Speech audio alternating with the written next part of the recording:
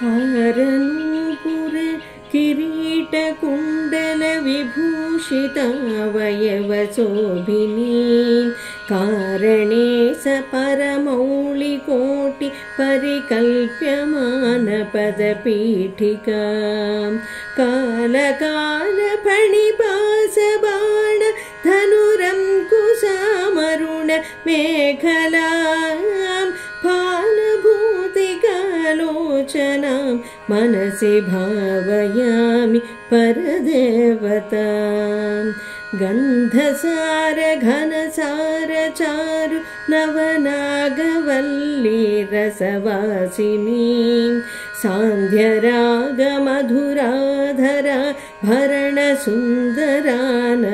शुचिस्मितां मन्धरायत विलोचना ममलबालचन्द्रकृतशेखरी मिन्दिरारमणसोदरीं मनसि भावयामि परदेवतां स्मेरचारुमुखमण्डलं विमलगण्डलं विमणिकुण्डलां हारदां परिशोभमान कुचभारभीरुतनुमध्यमां वीरगर्वहरनूपुरां विविधकारणे सवरपीठिकां मारवैरिसहचारिणीं मनसि भावयामि परदेवतां भूरिभारधरकुण्डलीन्द्र मणिबद्धभूवलयपीठिकां वारिराशिमणिमेखलावलय वह्निमण्डलशरीरिणीं वारिसारवहकुण्डलां गगनशेखरीं च परमात्मिकां चारुचन्द्ररविलोचनां मनसि भावयामि परदेवतां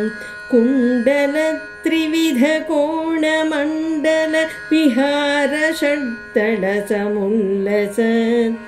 पुण्डरीकमुखभेदनीं तरुणचण्डभानुतडिदुज्ज्वलां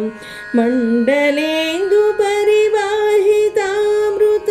तरङ्गिणीमरुणरूपिणीं मण्डलान्तमणिदीपिकां मनसि भावयामि परदेवतां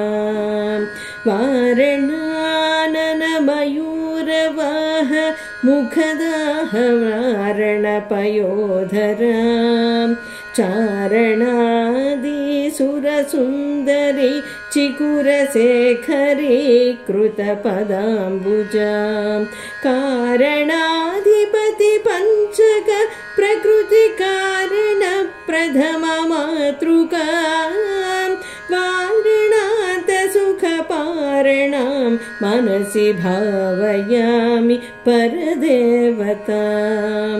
पद्मकान्तिपदपाणिपल्लव पयोधरानन सरोरुहां पद्मरागमणिमेखला वलयिनी विशोभितनितम्बिनीं पद्मसम्भव सदाशिवान्तमय पञ्चरत्नपदपीठिकां पद्मिनीं प्रणवरूपिणीं मनसि भावयामि परदेवताम्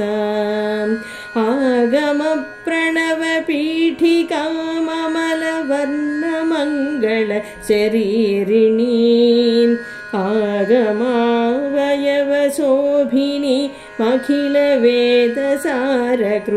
आगमावयवशोभिनीमखिलवेदसारकृतशेखरीं मूलमन्त्रमुखमण्डलां मुदितनादबिन्दुनवयौवनां मातृकां त्रिपुरसुन्दरीं मनसि भावयामि परदेवताम् कालिकातिमिर कुन्तलान्त घनभृङ्गमङ्गलविराजिनीं चूलिका शिखरमालिका वलयमल्लिका सुरभिसौरभां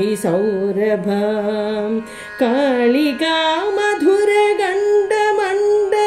मनोहरानन सरोरुहां कालिकामखिलनायिकां मनसि भावयामि परदेवतां